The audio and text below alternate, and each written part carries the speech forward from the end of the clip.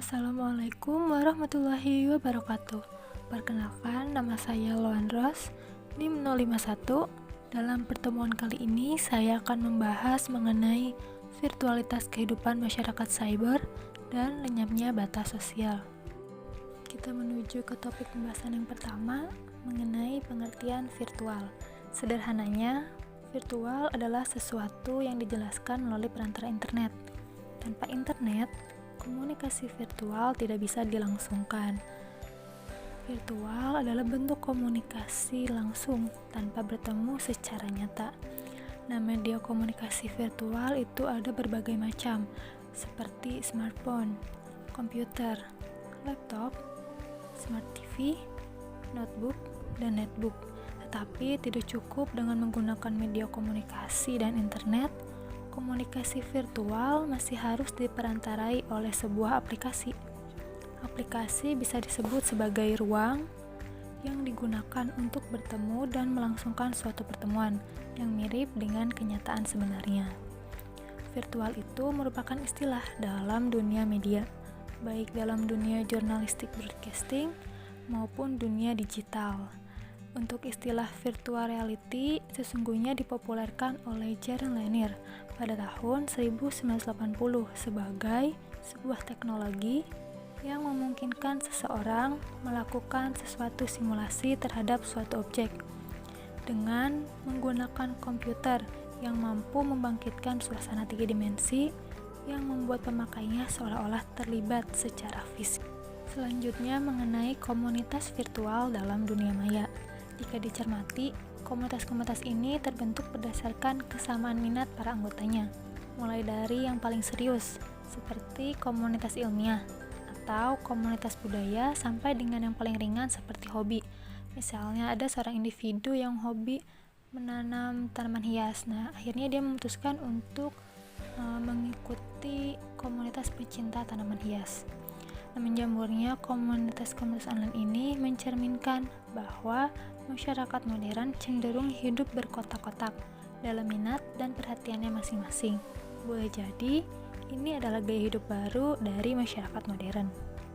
Jadi, esensinya komunitas menurut Williams tidak hanya terletak pada pondasi yang didasarkan pada lokasinya saja, tetapi juga terletak pada kualitas dalam mempertahankan kesepakatan bersama dalam kepentingan komunitas itu sendiri, kebutuhan akan komunitas itu, serta rasa identitas bersama dan kesamaan karakter yang dimiliki. Kemudian, pengaruh virtualitas terhadap kehidupan sosial. Yang pertama yaitu tingkat individual. Ruang virtual telah menciptakan perubahan mendasar terhadap pemahaman kita tentang identitas. Ruang virtual menjadi tempat orang dengan mudah kehilangan identitasnya. Di dalamnya, setiap orang dapat berpura-pura menjadi orang lain, dapat menjadi beberapa orang yang berbeda pada waktu yang bersamaan. Yang terbentuk adalah ajang permainan identitas baru, identitas palsu, identitas ganda, dan identitas virtual. Tingkat yang kedua yaitu tingkat antar individual. Perkembangan sistem komunikasi melalui internet telah menciptakan situasi tempat terjadinya hubungan sosial yang bersifat virtual. Hubungan-hubungan sosial tersebut berupa persahabatan, permusuhan, perkumpulan, maupun perbincangan. Interaksi sosial kini tidak dilakukan di dalam sebuah ruang teritorial yang nyata, tetapi di dalam sebuah halusinasi teritorial. Yang ketiga, tingkat masyarakat.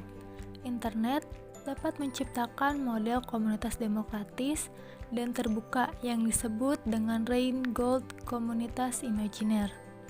Berbeda dengan masyarakat tradisional yang di dalamnya terjadi interaksi sosial secara langsung, yaitu suatu anggota masyarakat dengan kepemilikan rasa kebersamaan menyangkut ruang sosial mereka. Bagi masyarakat virtual justru sebaliknya, kita membutuhkan imajinasi terhadap tempat yang merupakan kotak imajiner dalam setiap bit-bit komputer. Bila dalam masyarakat tradisional terdapat konvensi sosial seperti adat, hukum, ketabuhan, ataupun lembaga hukum, hal-hal tersebut tidaklah berlaku bagi masyarakat cyber. Setiap orang seakan-akan menjadi pemimpin, pengontrol, dan penilai dirinya sendiri. Masyarakat maya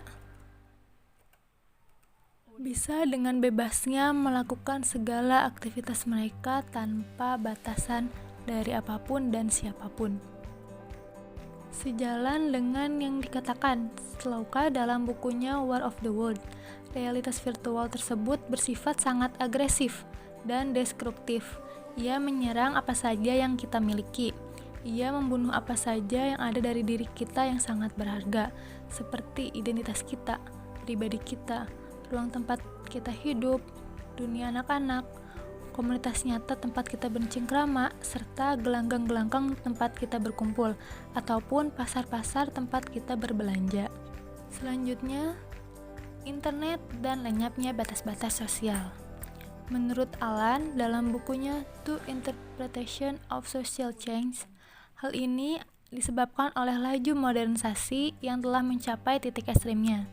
Situasi tersebut disebut sebagai era hipermodernisasi atau realitas yang dilebih-lebihkan, atau secara singkat, hiperrealitas adalah di mana batas antara yang nyata dan maya sulit dibedakan. William dalam bukunya yaitu Sebuah Dunia yang Dilipat mengungkapkan bahwa lenyapnya batas sosial dimungkinkan terjadi ketika berbagai media informasi seperti televisi, komputer maupun internet telah bersifat transparan. Artinya, setiap informasi yang sebelumnya secara sosial dianggap terlarang, tabu, haram dan sebagainya, kini dapat diperoleh secara terbuka oleh siapapun lewat berbagai media.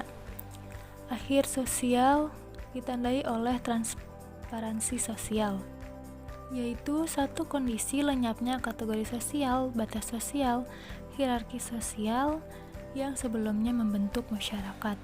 Batas-batas sosial antara dunia anak-anak dan dunia orang dewasa lenyap di tangan majalah porno. Kemudian, batas antara proletariat dan borjuis lenyap di dalam arena virtualisme konsumsi. Selanjutnya, batas antara penguasa dan teroris lenyap di tangan terorisme virtual. Teror yang direkayasa mungkin oleh penguasa sendiri. Kemudian, batas antara bencana ekonomi dan rekayasa ekonomi lenyap di dalam bencana ekonomi virtual, di mana para pejabat bank sentral ikut bermain dalam spekulasi.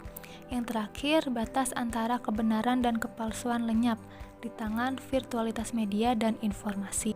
Sebagai penutup, marilah kita menjadi pengguna internet yang bijak. Sekian presentasi dari saya, kurang lebihnya mohon maaf. Wassalamualaikum warahmatullahi wabarakatuh.